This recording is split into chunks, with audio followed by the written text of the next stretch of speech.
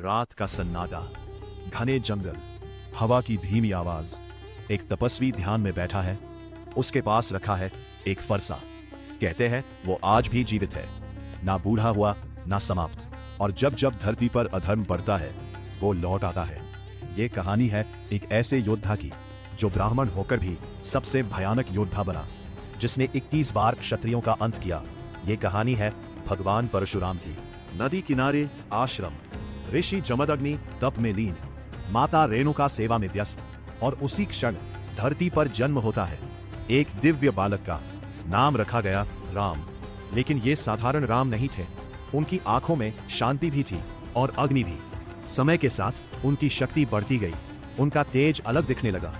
उन्होंने भगवान शिव की कठोर तपस्या की, वर्षों तक भोजन त्याग, नींद त्याग, और फिर शिव प्रकट हुए। उन्होंने दिया दिव्य फरसा और कहा, अब से तुम परशुराम हो। उस दिन एक तपस्वी योद्धा बन गया।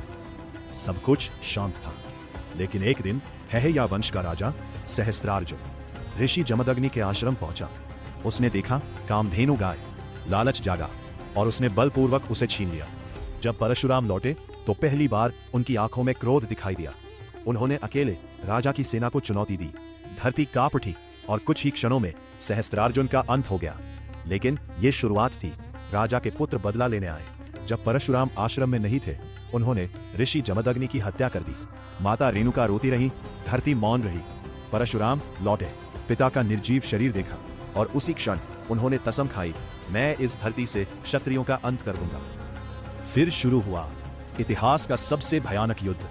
एक अकेला योद्धा पूरे वंश के खिलाफ। एक बार, दो बार, 3 बार, 21 बार धरती रक्त से भर गई। राज्य खाली हो गए। परशुराम ने पूरी धरती जीतकर ब्राह्मणों को दान कर दी। उनकी क्रोध शांत हुआ। लेकिन कहानी खत्म नहीं हुई। कहते हैं उन्होंने फरसा समुद्र में फेंका और समुद्र पीछे हट गया।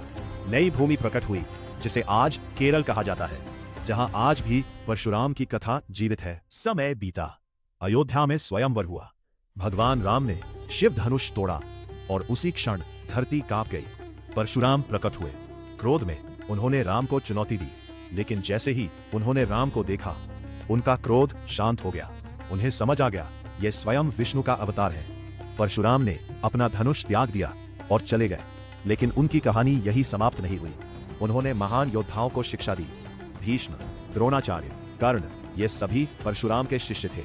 लेकिन कर्ण को दिया गया श्राप महाभारत का परिणाम बदल गया। और अब सबसे बड़ा रहस्य, कहते हैं परशुराम अमर है। वो चिरंजीवी है, आज भी जीवित, हिमालय के किसी गुप्त स्थान पर